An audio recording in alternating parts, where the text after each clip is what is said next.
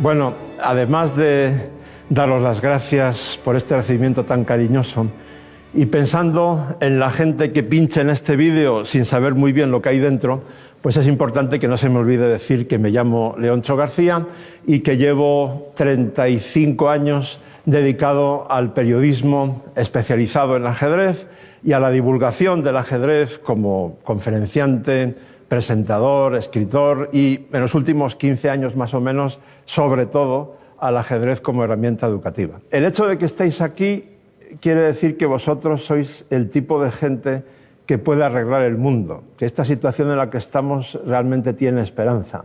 Estoy en realidad parafraseando a mi amiga y maestra Mar Romera, que en esta misma silla hace unos meses decía: vamos a arreglar el mundo.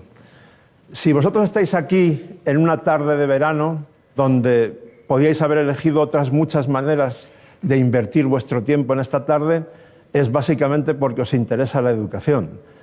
Y necesitamos mucha gente que piense lo mismo que vosotros, que realmente esté convencida de que hay que hacer lo que sea para mejorar la educación en el mundo. ¿Qué tipo de modelos de comportamiento estamos fomentando para nuestros niños? Es decir, estamos erigiendo como modelos de comportamiento, por ejemplo, a los héroes de la telebasura. Eso es terrible. Estamos haciendo que los niños se fijen como modelos que imitar en personas totalmente frívolas, vacías, que no cuentan absolutamente nada interesante, y además eso lo hacen en hora punta, con muchos niños viendo la tele junto a sus padres.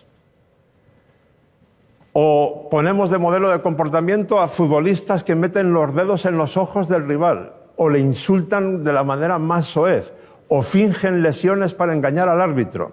Eso es lo que nuestros niños están viendo constantemente y esos son sus ídolos.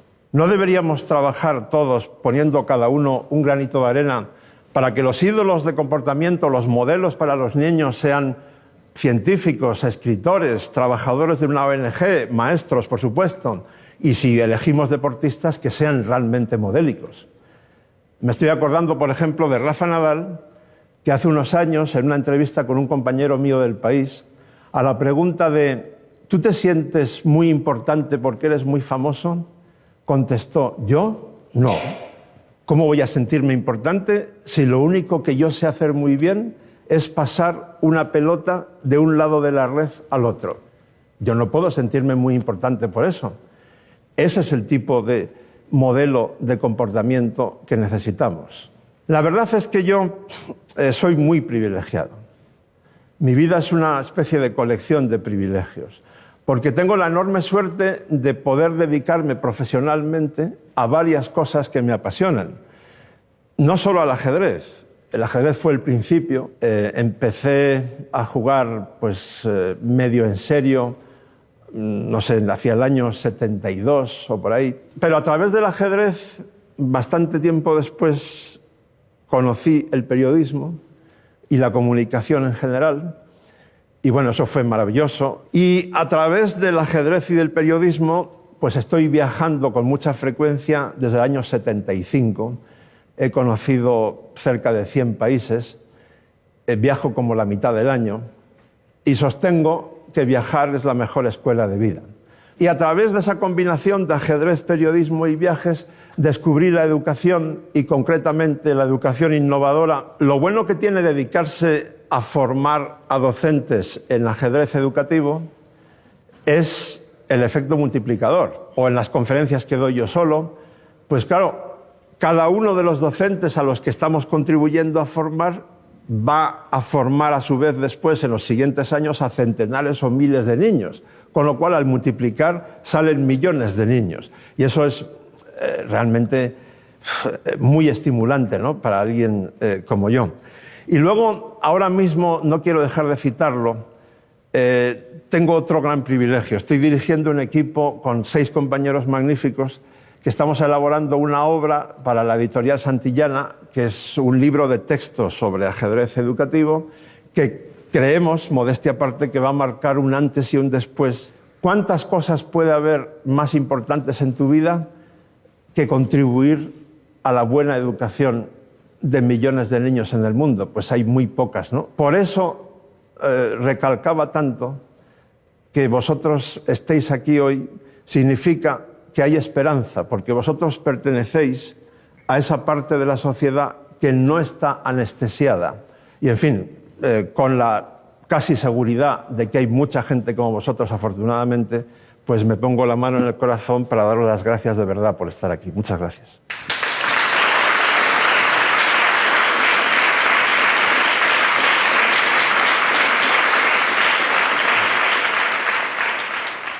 Hola, Leoncho. Mi nombre es Elena y decirte que he escuchado muchas versiones acerca del origen del ajedrez, pero me gustaría que nos contaras qué es exactamente el ajedrez y cuál es su verdadero origen. ¿Qué es el ajedrez? Es una de las preguntas más difíciles que alguien me puede hacer, curiosamente, porque eso da para una tesis doctoral. Pero, resumiendo mucho, el ajedrez puede ser simplemente un juego muy divertido y punto, que se puede practicar desde los 3 años hasta los 103. Puede ser un deporte, si te lo tomas muy en serio y quieres competir incluso a alto nivel, puede ser un deporte competitivo muy exigente. Pero a partir de un cierto nivel, aunque no llegues a ser profesional, si eres un jugador de alta competición, puede ser un arte también a veces. Puedes conseguir crear belleza en tus partidas. Y entonces muchos aficionados de todo el mundo, cuando vean esa partida, van a sentir algo parecido a lo que siente un melómano cuando escucha la novena de Beethoven o un amante de la pintura cuando ve las Meninas de Velázquez, ¿no? También tiene algo de ciencia, porque la forma de prepararse de un jugador de alta competición, aunque no sea profesional, insisto, se parece un poco a la manera de trabajar de un científico, el principio de prueba y error, etc. Pero lo que más me apasiona a mí últimamente del ajedrez no es ninguna de esas 4 cosas que he dicho. Es su enorme utilidad como herramienta pedagógica. En cuanto a la historia del ajedrez, los historiadores todavía no se ponen muy de acuerdo. Los restos arqueológicos más antiguos proceden del siglo VI, más o menos. O sea, tienen más de 1500 años de historia documentada. Pero se supone que nació más o menos en un país cercano a lo que hoy es la India. De allí pasó a los persas, que sería lo que hoy es Irán. Y lo que sabemos con total seguridad, y esto es muy importante, es que los musulmanes lo traen a España aproximadamente hacia el siglo VIII o IX. Eso es importantísimo, porque en realidad no se puede entender la historia del ajedrez sin hablar de España. Cuando los musulmanes lo traen a España, solo jugaban los musulmanes ricos, pero a lo largo de los siguientes siglos empiezan a jugar los judíos, los cristianos, ricos y pobres. Hasta el punto de que el rey Alfonso X el Sabio, en 1283, escribe un libro de ajedrez. Y ahí además desliza una idea interesantísima, que es vigente hoy, 800 años más tarde, ¿no? Dice, el ajedrez es una magnífica herramienta para la buena convivencia de musulmanes, judíos y cristianos. Y más importante aún que eso, es que el ajedrez moderno, tal como lo practicamos hoy, se crea en España hace poco más de 500 años. Y la principal diferencia entre el ajedrez moderno y el antiguo, o el arábigo, es que el ajedrez arábigo no tenía ninguna figura femenina. Los españoles añaden la dama y además, que es lo realmente esencial, convierten a la dama en la pieza más poderosa del tablero en cuanto a sus movimientos, lo cual le da un enorme dinamismo al juego y revoluciona por completo el juego del ajedrez. Son los españoles, por su poderío político y militar de esa época, quienes llevan el ajedrez a América y a buena parte de lo que hoy entendemos por Europa, y el primer campeón del mundo oficioso es un cura español muy cercano al rey Felipe II, que se llamaba Ruy López de Segura. De modo que creo que hay motivos de peso para asegurar o para proponer que España añada a su imagen la del ajedrez, porque además hoy, y esto no lo sabe del 95% de los españoles, España es el país del mundo que organiza más torneos internacionales. Desde el año 88 hay como un centenar de torneos internacionales cada año en España y es el país más avanzado del mundo en aplicaciones educativas, sociales y terapéuticas del ajedrez, que me imagino que también hablaremos de eso más tarde. Me llamo Nieves y yo te quería preguntar cómo descubriste tu pasión por el ajedrez y cómo aprendiste a jugar. ¿Fue de manera fortuita, por casualidad, buscado de manera intencionada? Gracias.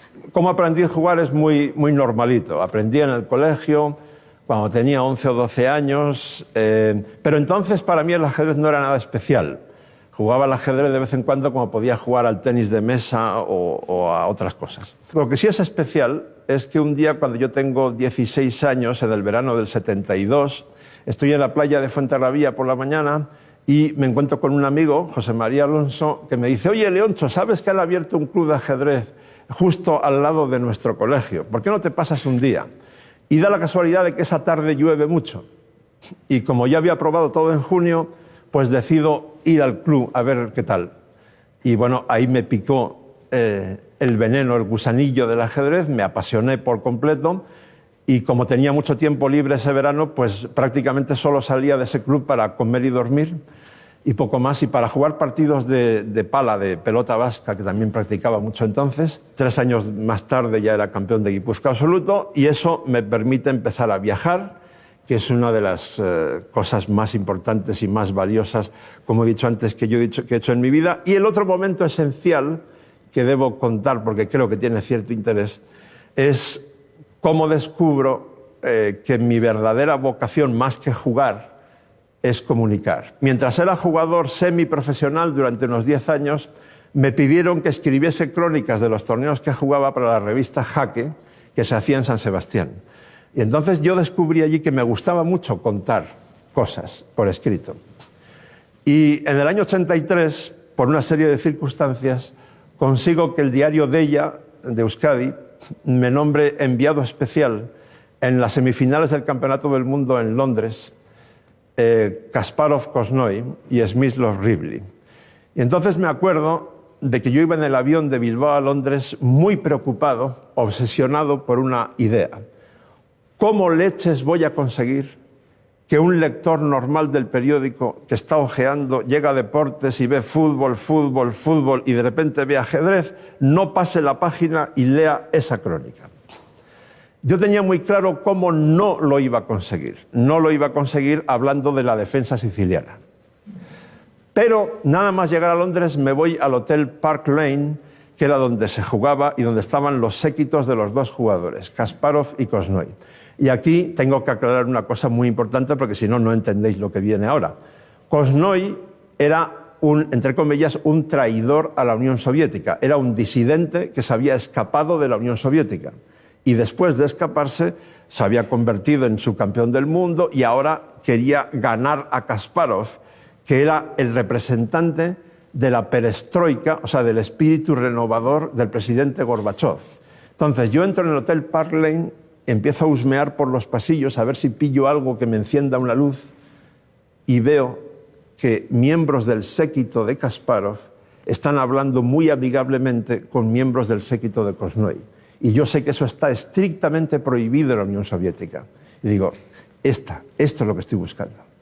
Entonces yo, por ejemplo, uno de mis reportajes se titula «En ajedrez sí hay distensión este-oeste». Porque en aquel momento todavía la Guerra Fría no era tan caliente como había sido antes, pero todavía continuaban los ecos. Entonces, ese tipo de crónicas gustaron mucho y ahí descubrí cómo podía popularizar el ajedrez o difundirlo al menos, ¿no? ¿Y qué les dirías a aquellos que piensan que el ajedrez es un juego aburrido y difícil? Ay, agradezco mucho este tipo de preguntas porque me sirven para desmontar bulos completamente absurdos que hay muy extendidos por el mundo, ¿no? Si tuviera que contestarte en solo 10 segundos, te diría, el ajedrez no puede ser aburrido porque los niños hiperactivos se divierten mucho con él. Y por tanto, si un niño hiperactivo se divierte mucho jugando al ajedrez, es imposible que sea aburrido.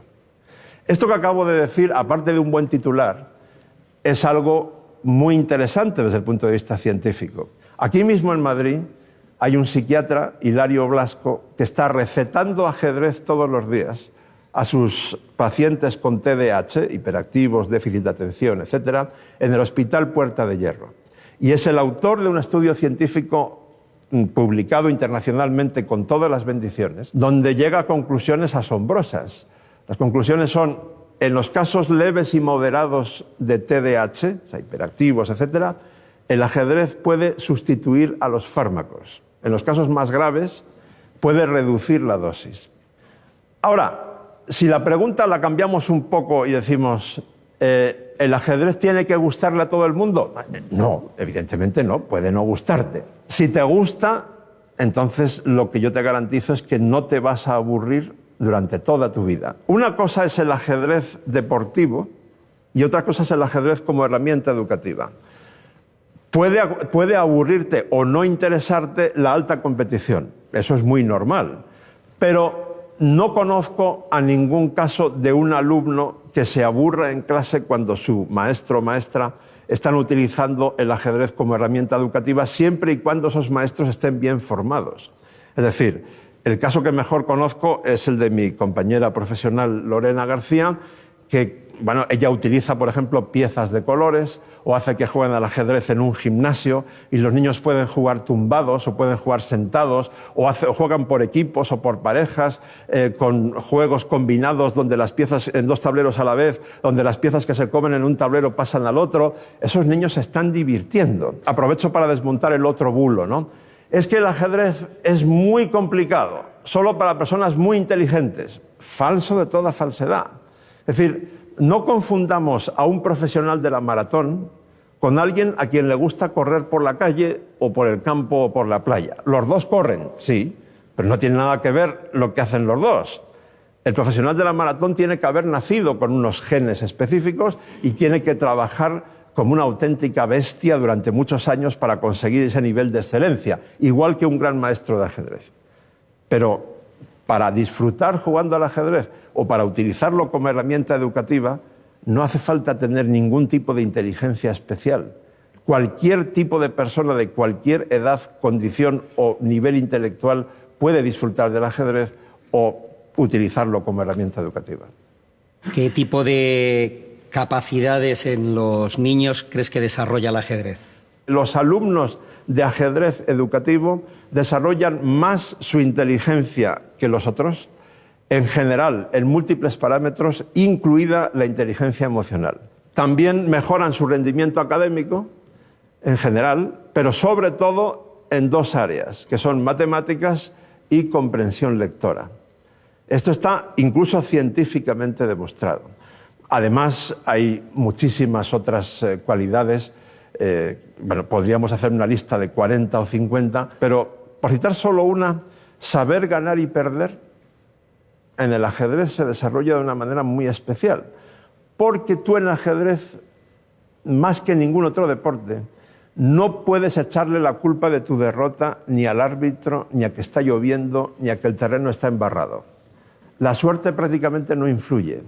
Por tanto, en el ajedrez, el que pierde es el que más aprende. Si yo juego una partida ahora contigo, con Bernardo, y tú me ganas, entonces lo primero que yo voy a hacer es preguntarme por qué he perdido. Yo me voy a ir al hotel o a mi casa pensando por qué he perdido hoy. Evidentemente porque Bernardo ha jugado mejor que yo, sí, pero ¿dónde me he equivocado? ¿Qué tengo que hacer la próxima vez para no cometer un error parecido a ese? Es decir, estoy desarrollando el pensamiento autocrítico de una manera muy intensa. Si yo juego al ajedrez con frecuencia, estoy haciendo eso muy frecuentemente. No me cabe duda alguna de que ahí podemos hablar de transferencia, es decir, que eso que me está desarrollando el ajedrez es transferible a la vida real y yo voy a ser autocrítico en mi vida normal ante cualquier situación porque tengo una especie de músculo automatizado en mi cerebro para ser autocrítico, ¿no? Pero en fin, la lista de virtudes, valores y habilidades que desarrolla el ajedrez es muy larga. Quería saber tu opinión sobre si en todos los colegios debería enseñarse ajedrez y si debería ser una asignatura. ¿Debería ser una asignatura? No necesariamente. Entre otras razones, por una cuestión pragmática. Imagínate, Enrique, que ya hemos convencido al director de tu centro de que el ajedrez es una herramienta pedagógica magnífica. Pero entonces surge la pregunta del millón. Vale, ¿y ahora qué leches quito yo del currículo para meter ajedrez? Enorme problema.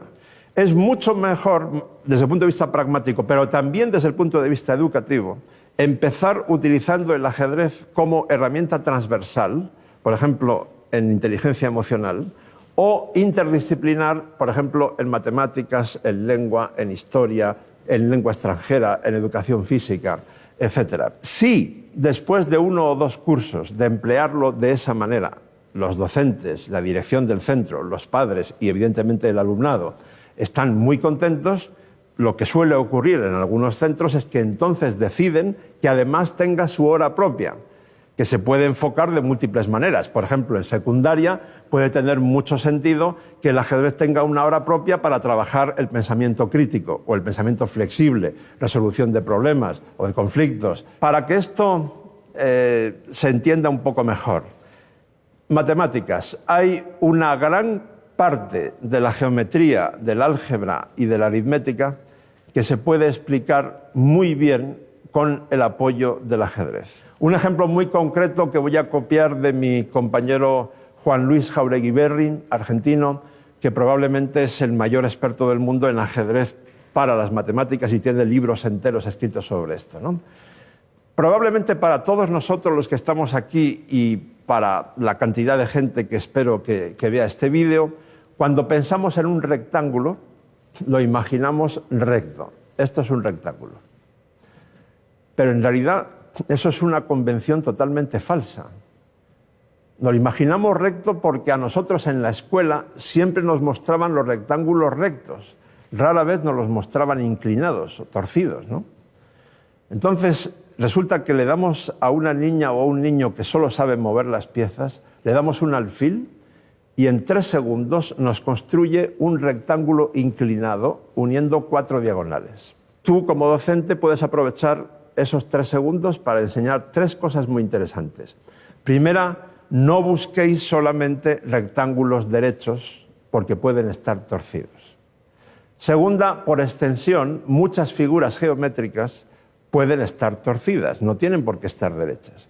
Y tercera, la más importante, tú no eres el centro del mundo y todo tiene que adaptarse a ti, sino eres tú el que tiene que adaptarse a cómo son las cosas en la realidad. Y entonces, si tienes que ponerte así para comprender que esto es un rectángulo, no esperes a que se ponga derecho para afirmar que es un rectángulo. Buenas tardes a todos, buenas tardes, Leoncho. Vengo de una institución que lleva ya algún tiempo trabajando con el ajedrez y nos importa mucho competir contra esos modelos de los que hablabas al principio. Por lo tanto, nos interesan mucho los valores. ¿Qué valores crees que aporta el ajedrez? He citado antes la autocrítica, el saber ganar y perder, la empatía, el autocontrol, control del primer impulso, la disciplina, la adaptación al entorno, al colegio, al alumnado, a los docentes, el control del tiempo, la administración del tiempo, el pensamiento flexible, que es una cualidad importantísima en el siglo XXI, porque creo que no exagero si digo que dentro de solamente 15 años, más de la mitad de nuestros niños de hoy van a ejercer profesiones que hoy no existen, utilizando tecnologías que todavía no se han inventado para resolver problemas que todavía no se han creado. Y por tanto, aquí sé que hay muchos docentes. Vosotros, por desgracia, vais a tener que enseñar lo que no sabéis. Y estoy dando por sentado que los docentes que venís hoy a un acto, a un encuentro como este, es porque os interesa mucho formaros, estar al día, etc. Pero por mucho que queráis estar al día, no vais a poder. Porque en los últimos 25 años el mundo ha cambiado más que en cualquier otro periodo de la historia de la humanidad de 25 años. Y va a seguir cambiando a toda velocidad durante los próximos 25 años. Por tanto, tener un pensamiento flexible es esencial. Ya no basta con enseñar a pensar. Ahora hay que aprender a pensar de manera flexible. Y ahí el ajedrez funciona muy bien, porque si yo juego una partida contigo, Andrés, y durante esa partida hay varios momentos en los que una sola jugada tuya o mía nos va a obligar a cambiar la evaluación de todo el tablero. Y eso además lo tenemos que hacer rápido porque el reloj está en marcha. Yo no puedo decir, bueno, ahora como ha cambiado mucho el tablero, voy a pensar una hora mi próxima... No puedo hacer eso. Tengo que tomar decisiones rápidas. Pero dado que hablamos de valores, ¿cómo aplicar el ajedrez en infantil para transmitir valores a niños de 2 a 5 años? Yo sé que cuando digo esto, la gente pone unas caras como diciendo, este Leoncho está tan apasionado por el ajedrez que ahora pretende que niños de 2 o 3 años jueguen partidas de ajedrez. No. No estoy loco, creo que no estoy loco y no pretendo eso. Pero el ajedrez es una herramienta magnífica para transmitir los valores apropiados a esa edad. Ahora os invito a viajar a Colombia, a Bogotá. Y allí estamos en los centros allí se llama preescolar, o sea, de infantil, de Adriana Salazar, que está aplicando las teorías de educación innovadora de la Universidad de Harvard al ajedrez. Entonces, una cuestión esencial es el tablero gigante en el suelo. Entonces, los niños son invitados a jugar, a corretear por el tablero. Cuando ya se han acostumbrado, ponemos una música en los altavoces muy pegadiza, muy agradable, y cuando se han acostumbrado los niños a la música, añadimos una letra que enseña a mover los peones. Y cuando ya se han acostumbrado a todo eso y se aprenden la letra de cómo se mueven los peones, Adriana va donde una niña. ¿Tú cómo te llamas, perdona? Ana. Pues Ana, tienes 3 años, ¿vale? Esa es la suerte que tienes. Ahora de pronto has vuelto a tener 3 años hoy. Entonces le dice a Ana, Ana, tú eres un peón y como eres muy valiente, nunca vas hacia atrás, solamente vas hacia adelante. Y vas hacia adelante, pero solo por tu columna, que es esta. No puedes irte ni a esa ni a aquella, solo por esta columna. Y una cosa más, tú no puedes mover, te vas a divertir mucho, lo vas a pasar muy bien, pero no puedes mover siempre que te dé la gana. Solo puedes mover cuando te toca. Y entonces tienes que esperar después a que tu compañero responda y solo entonces puedes volver a jugar. Ana lo que tiene que pensar es que está jugando. Eso es lo único que nos interesa que piense. Pero en realidad lo que estamos haciendo con Ana y con todos sus compañeros en esa clase, en ese aula, es transmitir valores importantísimos a esa edad. Por ejemplo, lateralidad, psicomotricidad, memoria, atención, concentración, geometría elemental, diagonal, horizontal, vertical, pensamiento lógico elemental, respeto por las normas, respeto por los compañeros, que no se me olvide control del primer impulso, eso es importantísimo. Cuando en mis conferencias yo llego a este punto, a veces he llegado a tener a 1.500 docentes, todos profesionales de la docencia y muchos de ellos especializados en la edad infantil, yo me tiro a la piscina y les digo, a ver, ¿alguno de ustedes conoce otra herramienta pedagógica, aparte de la música, que en este caso ya está integrada en lo que acabo de explicar, que pueda ser tan lúdica, tan divertida y tan eficaz para transmitir tantos valores en tan poco tiempo? Y hasta ahora nadie me ha dicho yo. Si los niños al pasar de infantil a primaria ya están acostumbrados al ajedrez educativo, va a ser mucho más fácil para los docentes de primaria utilizarlo de forma transversal o interdisciplinar en cualquier área, ¿no? Espero que el realizador me perdone por esta ruptura del protocolo. Buenas tardes, Leoncho. Soy José. En relación con los valores que favorece el ajedrez, ¿a qué se debe que Kasparov dijera que el ajedrez es el deporte más violento que existe? Salvando las distancias, estoy de acuerdo con Kasparov, modestamente. Creo que tiene razón cuando dice que es el deporte más violento que existe si hablamos de deporte de alta competición. Un futbolista puede desahogar la enorme tensión que puede sentir durante un partido chutando, corriendo, gritándole a un compañero, a veces incluso al árbitro, por desgracia. En fin, tiene diferentes maneras de desahogar la tensión. Un ajedrecista en una partida de alta competición que por término medio dura 4 o 5 horas, no puede hacer nada de eso. Las normas lo prohíben. Puede ir al baño, puede comer o beber moderadamente y bueno, pasear como un tigre enjaulado por el escenario. Eso es todo lo que puede hacer, básicamente nada más. Entonces, claro, todo eso metido en el cuerpo, toda esa tensión acumulada durante 4 o 5 horas es tremenda, ¿no? El ajedrez es quizá la única actividad humana que permite que 2 personas puedan mantener una comunicación muy intensa durante 4 o 5 horas sin tocarse y sin hablarse. Y por eso funciona muy bien, no solo, como he dicho antes, con el TDAH, sino también con el autismo o con gente muy tímida sin llegar digamos, al extremo del autismo, ¿no? También con el síndrome de Asperger, porque esas personas pueden comunicar su creatividad, su expresividad, sin necesidad de tocar ni hablar con nadie. Pero si eso lo llevamos al deporte de la alta competición, pues esa tensión tremenda hace que efectivamente el ajedrez se convierta en una especie de boxeo mental. Pero eso que acabo de definir o de describir no tiene nada que ver con el ajedrez educativo o con que tú y yo juguemos ahora una partida, digamos, de café. En ese sentido, no estaríamos practicando ningún deporte violento, espero. Bueno, por lo que ya has dicho, los beneficios del ajedrez en los niños, también he oído que ayuda mucho a las personas mayores, incluso ayuda a prevenir o tratar enfermedades. Mi pregunta era entonces, ¿de qué modo el ajedrez puede ayudarnos, en general, a mejorar nuestra calidad de vida? Puede ayudar mucho, pero aquí quiero ser muy cuidadoso para que no se me interprete mal. Porque ante una pregunta así, mucha gente está pensando en esa enfermedad terrible, no solo para quien la sufre, sino para las personas que tienen que cuidar al paciente, que es el Alzheimer, ¿no? Entonces, primera cosa que quiero dejar clara, cuando el Alzheimer ya se ha manifestado hacia el exterior, el ajedrez puede ayudar muy poco o nada. Es demasiado tarde. Ahora bien, con la misma rotundidad digo, el ajedrez es el mejor gimnasio de la mente, pero de forma preventiva. Y esto no lo digo yo, esto está apoyado por estudios científicos serios. El más serio se hizo en el Instituto Albert Einstein de Nueva York, consistió en estudiar a 461 personas mayores de 65 años durante 21 años consecutivos. Muchos de ellos iban falleciendo durante el estudio, pero iban siendo sustituidos por otros.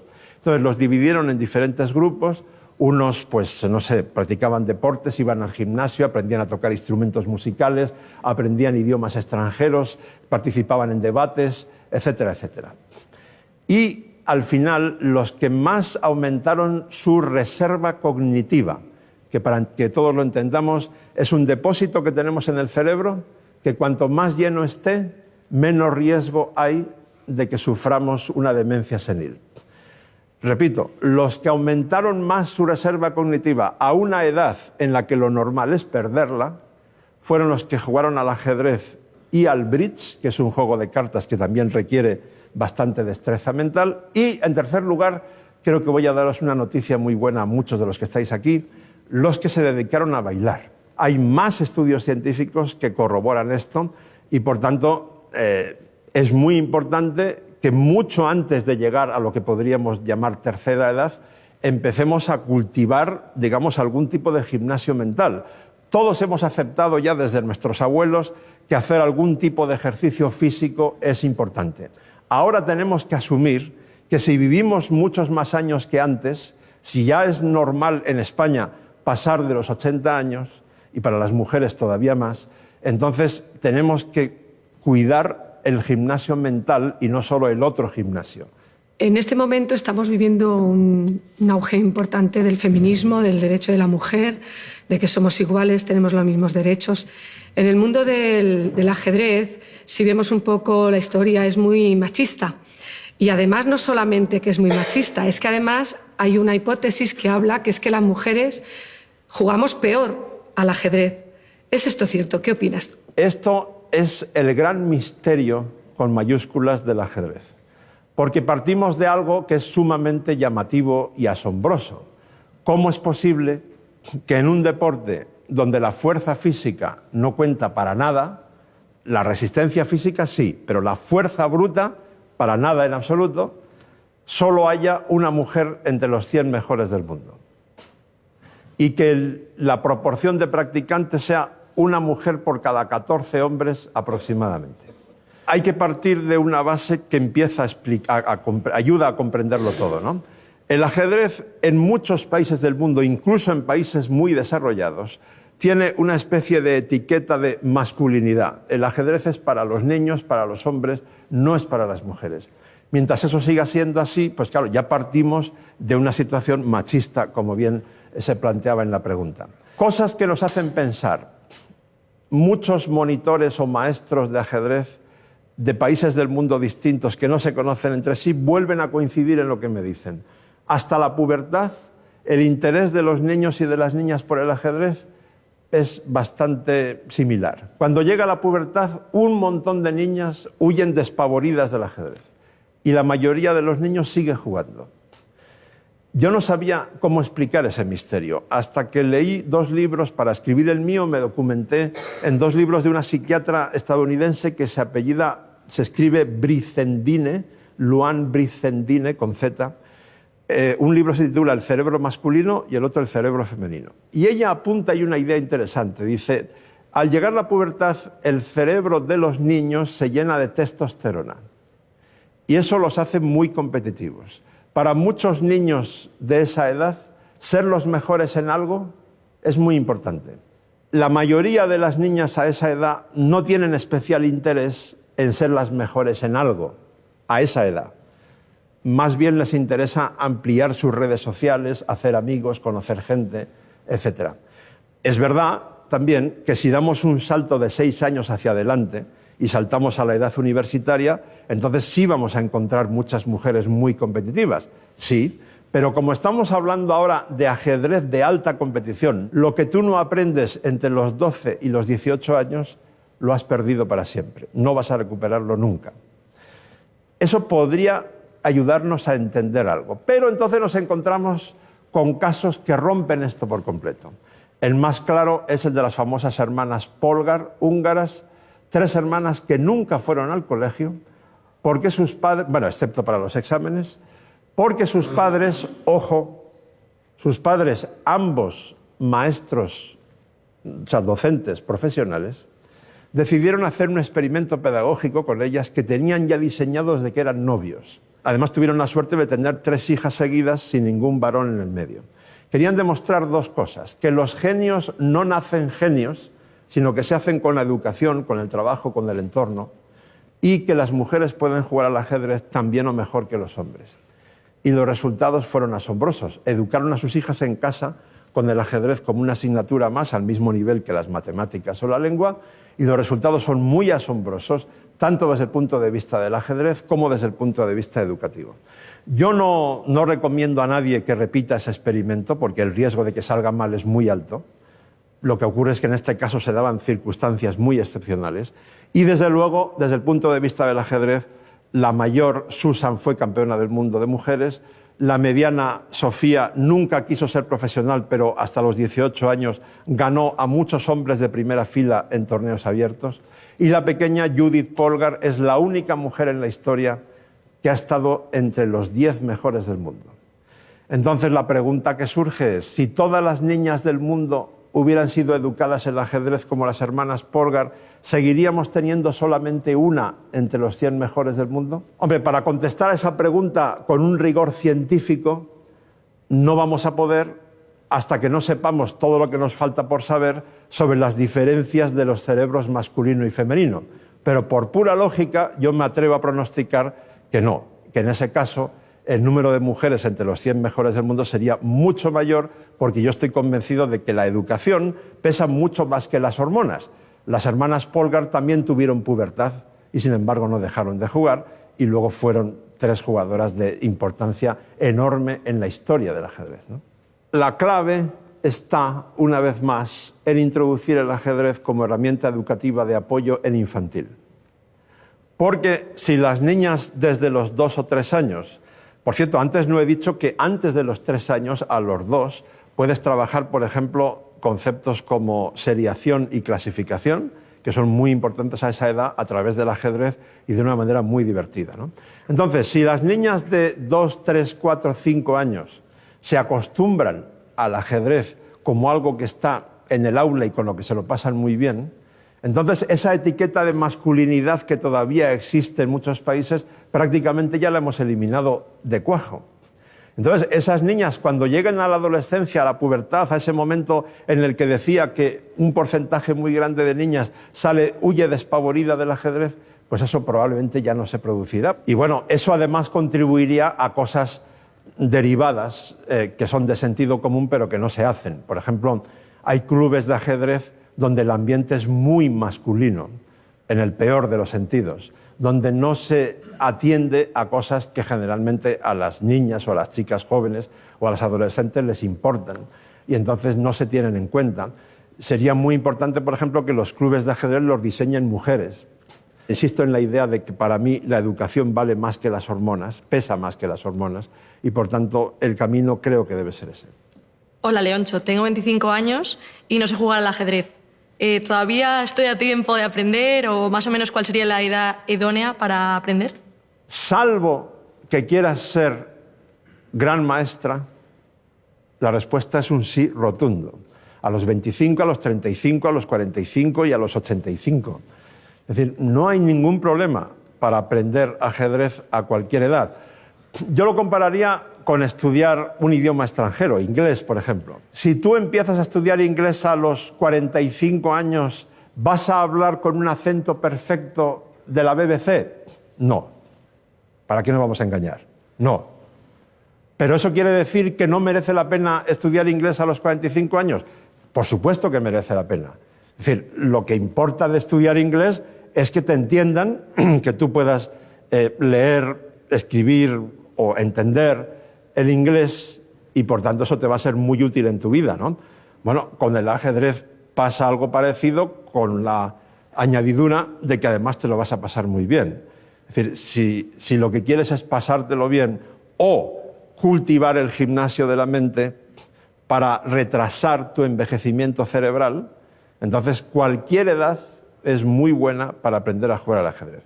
Si lo que quieres ser es un gran maestro en ajedrez, entonces lamento daros la mala noticia de que tenéis que empezar antes de los 10 años, tal como está hoy la cosa, porque el ajedrez, la música y las matemáticas son las 3 actividades humanas que producen más niños prodigio. Es muy interesante por qué el ajedrez, la música y las matemáticas precisamente, ¿no? Tiene que ver con la inteligencia abstracta, etc. Pero para aprender a jugar, insisto, absolutamente cualquier edad es buena, hasta los 103 años.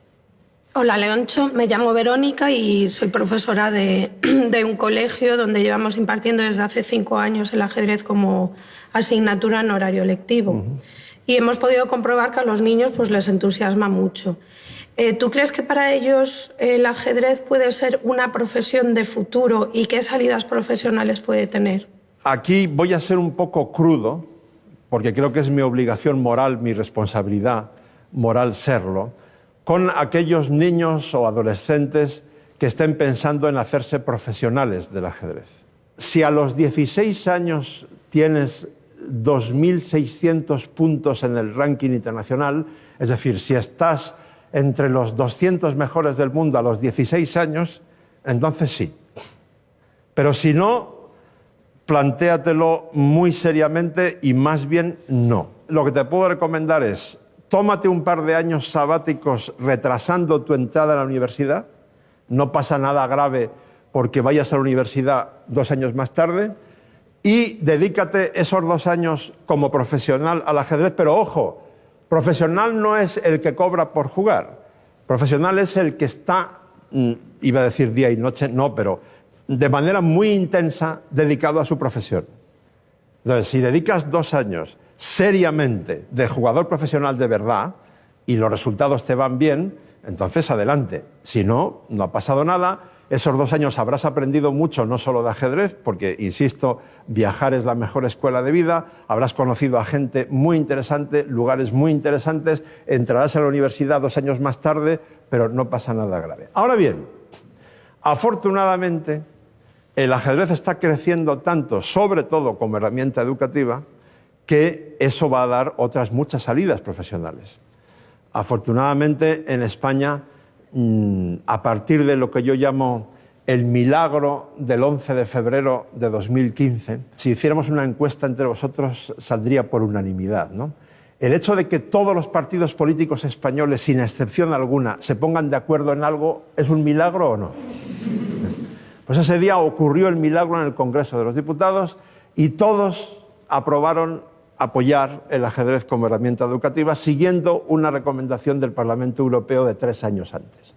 Y desde entonces ya hay 6 comunidades autónomas, Cataluña, Galicia, Canarias, Andalucía, Aragón y Navarra, que la han introducido ya en horario lectivo de forma transversal e interdisciplinar. Por tanto, esto va a crear una serie de puestos de trabajo adicionales. Voy a dibujar un poco cómo veo yo el esquema, porque a veces los monitores de ajedrez ven a las personas que promovemos que el ajedrez lo impartan docentes maestros de escuela, no ajedrecistas, en horario lectivo, nos ven como enemigos, como si les estuviéramos quitando el pan. Pero esto es justo al revés. Vamos a ver, si el ajedrez ayuda a pensar a medio plazo, vamos a aplicar lo que nos enseña el ajedrez. Si nosotros alfabetizamos en ajedrez al 100% de los niños de un colegio o de todo un territorio, utilizándolo de manera transversal e interdisciplinar en horario lectivo, solamente con que el 5% de ese 100% quiera jugar al ajedrez de forma competitiva, el número de alumnos apuntados en las clases extraescolares de ajedrez en ese mismo colegio, o el número de inscritos en el club de ajedrez más cercano o en la federación provincial correspondiente, se va a disparar. Y además, el 95% restante, que probablemente no va a volver a tocar un tablero en su vida, es muy probable que conserve un recuerdo positivo del ajedrez. Por pura estadística, entre ese 95% va a haber alcaldes en el futuro, directores de periódicos, de mercadotecnia de una empresa, no sé, de colegios, por ejemplo, por supuesto, madres y padres de familia, que van a estar muy proclives a apoyar desde su posición en la sociedad al ajedrez. Entonces será mucho menos difícil que ahora conseguir patrocinios o apoyo de la prensa o de la población en general. Y ahí van a surgir muchos puestos de trabajo. Lo importante es que esa gente que quiere ser profesional del ajedrez piense que no tiene por qué ser profesional como jugador. Yo diría a esto lo mismo que aplico en mis viajes, ¿no? Lo importante para un viajero empedernido como yo no es llegar a la meta que te has fijado, es el propio viaje. Si tú te marcas como objetivo ser gran maestro de ajedrez, pero luego no consigues serlo, bueno, durante el camino has aprendido mucho, ¿no?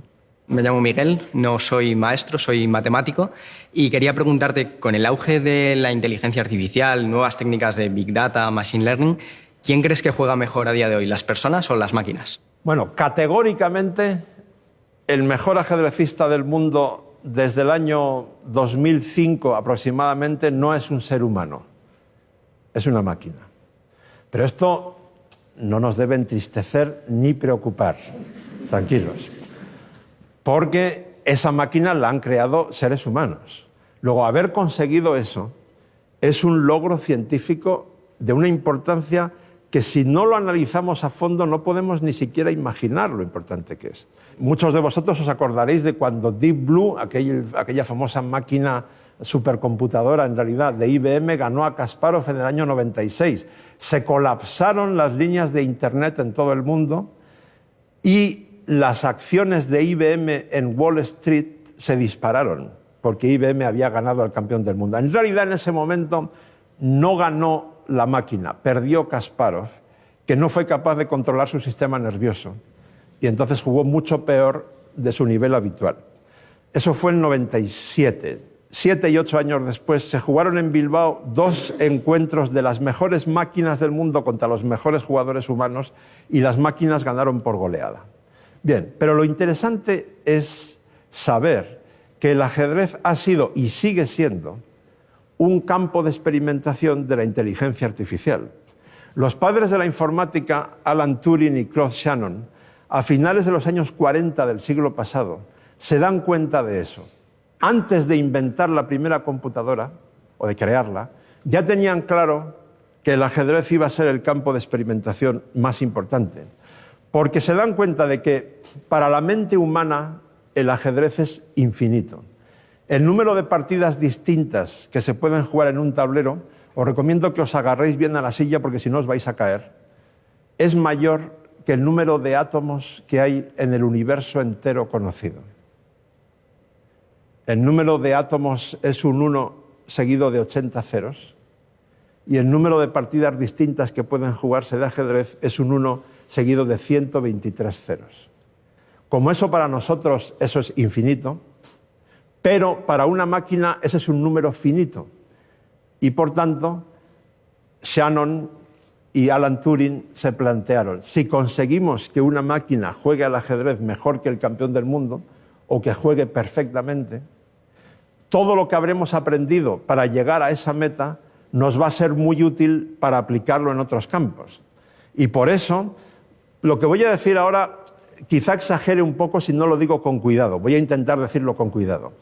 Ahora, cuando vamos a la farmacia a comprar determinados medicamentos de fabricación muy complicada, no una aspirina, sino cosas de cálculo molecular muy complicado, nos estamos beneficiando de lo que IBM investigó para conseguir construir a Deep Blue, que ganó a Kasparov. Y recientemente otra máquina, AlphaZero, acaba de aprender por sí sola a jugar al ajedrez, simplemente jugando contra sí misma, sin utilizar ninguna base de datos de los millones de partidas que tengo, por ejemplo, yo en mi ordenador. No pusieron ninguna base de datos, le enseñaron a la máquina las reglas básicas, la máquina jugó millones de partidas contra sí misma y así ganó por goleada a las mejores máquinas del mundo hasta ese momento. Ahora la gran pregunta es, ¿dentro de pocos años van a conseguir aplicar lo que han conseguido con esa máquina, por ejemplo, a la investigación contra el cáncer? Porque si consiguen eso, claro, el ajedrez volverá a ser utilísimo, ¿no? Hola, buenas tardes, Loncho. Me llamo Francisco. Quería preguntarte respecto a tu exposición inicial, donde has comentado que la telebasura entra con mucha facilidad en los domicilios con padres y niños. ¿Qué se podría hacer para que un medio tan popular como la televisión, en vez de meter eso, fuera capaz de hablar de ajedrez?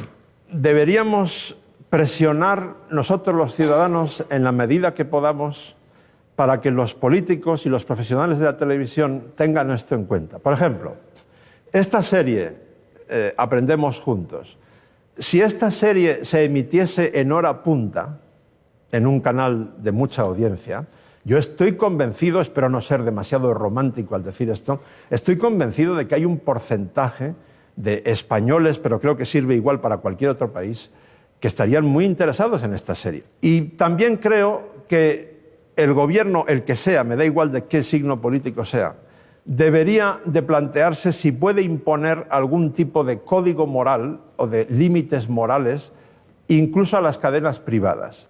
Por ejemplo, si usted emite programas que el sentido común considera que son basura, usted tiene que pagar muchos más impuestos, igual que la publicidad del tabaco o del alcohol, ¿no? Algo parecido, algo en esa línea. Yo creo que el problema tiene solución. Lo que pasa es que, como he dicho al principio, hay una parte de la sociedad que está anestesiada. Tenemos que luchar contra esa parte anestesiada de la sociedad. Para ti, ¿cuáles han sido los grandes genios del ajedrez en la historia? En términos absolutos, si me preguntas quién es el mejor jugador de la historia, es el que practica un ajedrez de más calidad, pues tendría que decirte el actual campeón del mundo, Magnus Carlsen. Pero ojo, a continuación tengo que advertirte, Carlsen se ha estudiado y se sabe prácticamente de memoria, porque además tiene una memoria de elefante, todas las mejores partidas de todos los campeones del mundo anteriores a él. Por eso juega mejor que Capablanca hace 100 años. Pero Capablanca era un genio sin duda alguna. Ahora, ¿cómo podemos saber si la genialidad de Capablanca era mayor que la de Carlsen? Es imposible. No tenemos ningún termómetro que mida eso, ¿no? Podemos cambiar la pregunta, dar algunos matices. ¿Quién es el jugador más carismático de la historia?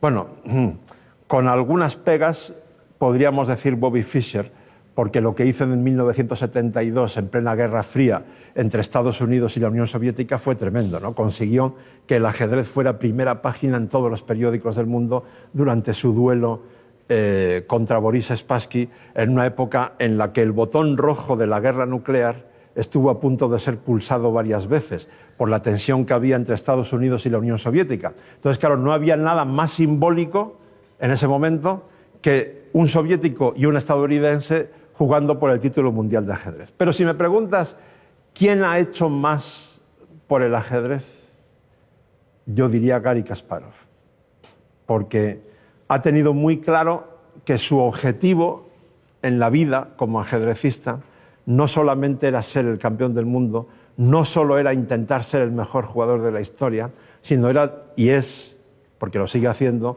difundir el ajedrez al máximo. Ahí nos estamos beneficiando de que Kasparov es en cierto modo un megalómano, alguien que por la educación que recibió de su madre está convencidísimo de que su misión en la vida es hacer cosas grandiosas. Esto lo entendí en una entrevista que le hice a su madre en la Navidad del 85 para El País Semanal. El periódico me mandó a Moscú a entrevistar a las madres de Karpov y de Kasparov mes y medio después de que Kasparov se convirtiese en el campeón del mundo más joven de la historia. Las dos madres son como el blanco y el negro. La madre de Karpov es como la típica abuela rusa encantadora, súper cariñosa, etc. Y la madre de Kasparov es quizá la persona más dura que yo he conocido en mi vida. Y entonces, en un momento de la entrevista que yo estaba grabando, yo pienso, mientras ella contesta, esta mujer está elevando tanto el tono de la conversación que lo está llevando a un nivel casi místico que me parece demasiado alto para los lectores normales del País Semanal. Entonces tengo que bajar el tono de la conversación. Y cuando termina de responderme a esa pregunta, yo le digo, Clara Shagenovna, dígame por favor, ¿a qué dedica usted su tiempo libre? Y me mira como si la hubiera insultado gravemente, ¿no? Dice, ¿tiempo libre? Usted no entiende nada. Mire, ser siempre el número uno es sumamente difícil. Y por tanto, vivir por el placer de vivir es algo que ni mi hijo ni yo comprendemos. En ese momento yo me di cuenta de que la envidia que yo pudiera tener de Kasparov se me había borrado de cuajo. Yo no quería ser el hijo de esa madre. Pero si lo vemos desde el punto de vista del beneficio de la humanidad y del ajedrez en concreto, pues necesitamos a personajes como Kasparov, no solo por el ajedrez. Ahora su gran objetivo actual, ya sabes cuál es, ¿no? Nada menos que destronar a Vladimir Putin como presidente de Rusia. Échale hilo, ¿no? Voy a explicaros dos ejemplos que creo que puede entender absolutamente todo el mundo, aunque no tenga ni idea de ajedrez. Para eso, el equipo de esta serie ha preparado un tablero mural, que es el mismo que yo utilizo en la serie del Rincón de los Inmortales. Por cierto, muestro mi agradecimiento a la Federación Madrileña de Ajedrez, que es la propietaria de este tablero y que nos lo ha dejado al diario El País. Bien, lo que tenéis que saber para entender esto son básicamente tres cosas muy sencillas. Primera, los peones van hacia adelante, cada uno por su columna. Por tanto, estos peones blancos van hacia arriba, están en la quinta fila y van hacia la octava, y estos peones negros van hacia la primera fila. Bien, lo segundo es que cuando un peón llega al lado contrario, el blanco a la octava fila o el negro a la primera fila, recibe un premio maravilloso, porque se puede convertir en la pieza que quiera el jugador, generalmente en la dama, que es la pieza más valiosa, más poderosa en cuanto a sus movimientos del tablero. Entonces, claro, eso cambia por completo la partida, porque si un peón que vale un punto se convierte en la dama que vale 10, eso cambia mucho la partida. Bien, y luego los reyes pueden mover una casilla en cualquier dirección, de uno en una, en la dirección que quieran, pero en este caso los reyes están en el tablero simplemente como un objeto decorativo. No os fijéis para nada en los reyes, están porque en una posición de ajedrez tiene que haber, por obligación, por reglamento, tienen que estar siempre los reyes. Pero en este caso no van a intervenir en el juego para nada. Solamente nos vamos a fijar en esos 6 peones, 3 blancos y 3 negros. El objetivo, como las blancas tienen ventaja porque están más cerca de la casilla de coronación en dama, tardarían mucho menos tiempo en llegar a la octava fila que los peones negros en llegar a la primera, moviendo de uno en uno, pues entonces el objetivo es ese. ¿Cómo pueden conseguir el objetivo? Aparentemente es imposible. Si utilizamos un pensamiento racional normal, este problema no tiene solución. ¿Por qué? Pues no sé, hago una prueba. Avanzo este peón. Entonces, bueno, se me ha olvidado decir una cuarta cosa. Los peones comen en diagonal. Avanzan recto, pero comen en diagonal, no comen recto, ¿vale? Entonces, si yo avanzo este peón, entonces las negras se comen el peón en diagonal de esta manera. Las blancas se comen el peón en diagonal también de esta manera. Les toca jugar a las negras, por ejemplo, hacen esto, y aquí no hemos progresado nada. Esto no tiene solución. Bueno, volvemos atrás. Me voy a ahorrar explicaros qué pasa si hago lo mismo empezando por el otro lado, ¿no? Pasa exactamente lo mismo, solo que simétricamente por el otro lado. Y aquí es donde entra el pensamiento lateral o pensamiento divergente, que es muy útil en ajedrez y es muy útil en la vida real. Aquí tenemos que soltar la imaginación. Un ajedrecista durante una partida se hace un montón de veces la pregunta ¿y si este caballo no estuviera aquí? ¿Y si yo tuviera la dama ya? ¿Y si? Y entonces eso es lo que nos hace pensar lateralmente, algo muy útil, insisto, en la vida real. Entonces, pensemos lateralmente, demos rienda suelta a la imaginación. Si los peones que están en A7 y en C7, o sea, de los tres peones negros, el de la izquierda y el de la derecha, de pronto no estuvieran, entonces el único peón que estaría parando la marcha del peón blanco de A5 o el de C5 hacia la coronación sería el único peón negro que quedaría en el tablero, que sería el de B7, ¿no?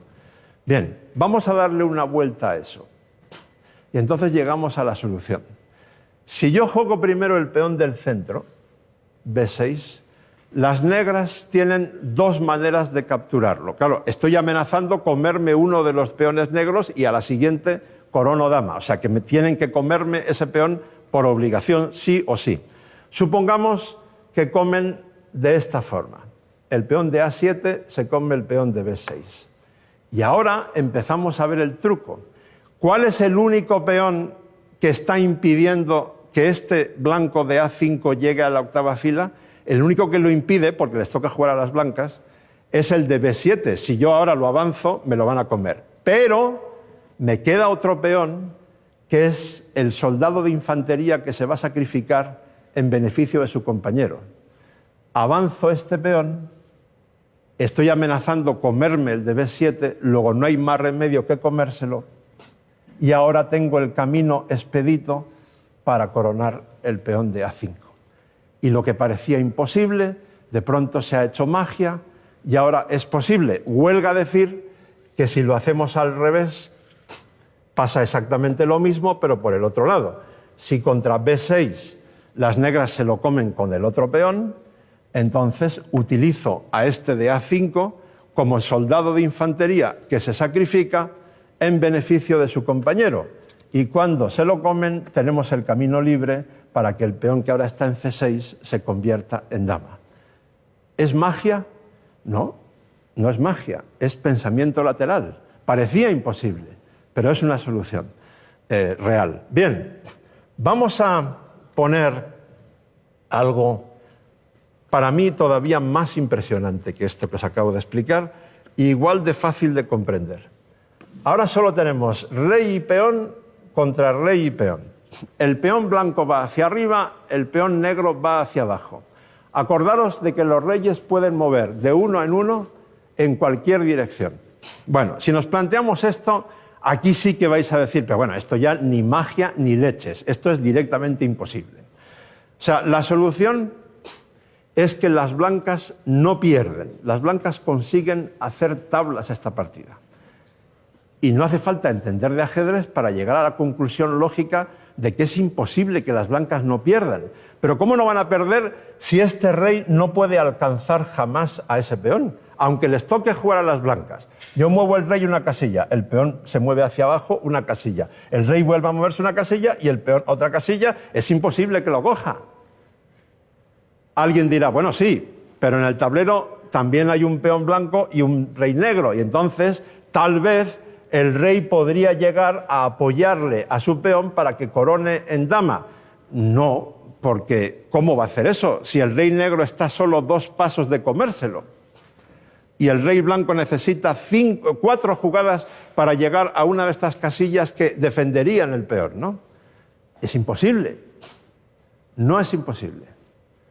Una vez más, movimiento ese pensamiento lateral, pensamiento divergente. Y además aquí está lo que podríamos llamar la geometría mágica del tablero, que en una clase de geometría un profesor de matemáticas puede utilizar de manera muy útil. Porque fijaros, el camino mejor es siempre, y el más corto es siempre la línea recta, no necesariamente en geometría. Por ejemplo, si este rey blanco quiere llegar desde H8 a H2, si lo hace de forma vertical, tarda 6 movimientos. 1, 2, 3, 4, 5 y 6. 6 movimientos para llegar de H8 a H2. Pero si lo hace en diagonal, tarda 1, 2, 3, 4, 5 y 6. ¡Ah! Magia. Resulta que uniendo dos diagonales también tarda lo mismo que por la línea recta. Y esa es la clave de la solución. Porque el primer movimiento no es rey H7 persiguiendo en línea recta al peón, sino rey G7. Entonces el peón negro avanza a H4, pero entonces el rey negro hace otra vez el gesto de acercarse al peón negro, pero si el peón negro sigue avanzando, entonces el rey blanco de pronto cambia de plan y ahora deja de perseguir al peón negro y se va a apoyar al peón blanco. Y ahora está solo una casilla de defender al peón blanco si el rey negro lo ataca. Si ahora, por ejemplo, se sigue avanzando el peón, pues el peón blanco también avanza, el peón negro corona en dama, el peón blanco también corona en dama, y en una posición de dama y rey contra dama y rey, eso son tablas técnicas, o sea, jugadores que no sean totalmente principiantes no se van a dejar capturar la dama y eso no se puede ganar, siempre acaba en tablas. Bien, ¿las negras podrían, en lugar de seguir avanzando todo el rato peón, atacar el peón blanco? Sí, pero el problema es que el rey blanco lo defiende y ya no se lo puede comer. Y entonces estamos igual que antes, el peón negro corona, pero el peón blanco corona. Parecía imposible, pero hay una solución que no tiene ningún truco, digamos, parece magia, pero no es magia, es pensamiento lateral. Esto que os acabo de explicar es como la millonésima parte de la belleza que se puede crear con el ajedrez. Esta es una parte pequeñísima, una fracción milimétrica de la cantidad de belleza enorme. Imaginaros, si supierais jugar al ajedrez por completo, lo que podéis disfrutar, por ejemplo, en partidas donde se sacrifica la dama para conseguir dar jaque mate. Claro, cuando uno sacrifica a su dama está perdiendo la pieza más valiosa, ¿no? Y por tanto, pues todo esto, por eso decía que produce en el aficionado, estas partidas tan bellas, producen en el aficionado la misma sensación que la novena de Beethoven en un aficionado a la música, ¿no? Yo subrayaría dos ideas en este punto, ¿no? Dos ideas que me parecen muy importantes. Primero, ¿por qué pensar ya no está de moda? Resulta que para muchos de nuestros niños, cuando ven a otro niño o niña que se dedica o que le gusta mucho algo que implica pensar mucho, lo ven como a un friki, como a alguien muy raro. Y claro, eso probablemente lo han aprendido en su casa, porque sus padres piensan lo mismo. O sea, piensan que los que piensan son gente muy rara. Estamos llegando a un punto bastante preocupante en esto, ¿no? Entonces, ¿qué ocurre? El ajedrez demuestra, pero no solo el ajedrez, tropecientas cosas más. Hablo de la que mejor conozco. El ajedrez demuestra que pensar puede ser muy divertido y además te desarrolla como ser humano y te hace ser más útil para los demás. Entonces, démosle una vuelta a esto y pensemos cada uno de nosotros qué podemos hacer para que pensar esté de moda y no marginemos a quienes se dedican a pensar de la manera que sea, ¿no? La segunda idea es, esto lo voy a decir aplicándolo a España, pero creo que sirve para la inmensa mayoría de los países del mundo, por desgracia, ¿no? En un país como España, donde las necesidades básicas de la población están casi garantizadas para el 100% de sus habitantes. Estoy pensando en comer todos los días, en tener un techo donde cobijarte, en tener una asistencia sanitaria básica. Eso está casi garantizado para casi toda la población. Entonces, en esa situación, ¿cuántas cosas puede haber más importantes que una educación de alta calidad y adaptada al siglo XXI? Pero resulta que cuando el CIS, el Consejo de Investigaciones Sociales, Centro de Investigaciones Sociales, hace encuestas de cuál es la percepción de los principales problemas de España, la educación suele aparecer en el puesto 20º, 22º. Por muy importantes que sean los demás problemas que tiene España, que no lo dudo que lo sean, pero realmente hay 20 cosas más importantes que mejorar la educación en este país.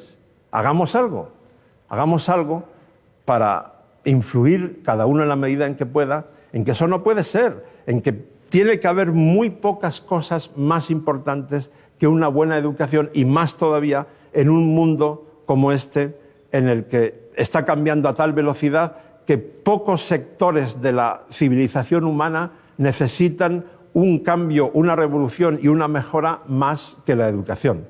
Por tanto, retomando la idea inicial, vosotros pertenecéis a esa parte de la sociedad que puede hacer mucho por eso, y entonces vamos a remar juntos en la misma dirección, a ver si, como decía mi amiga Mar Romera, conseguimos un mundo mejor. Muchas gracias.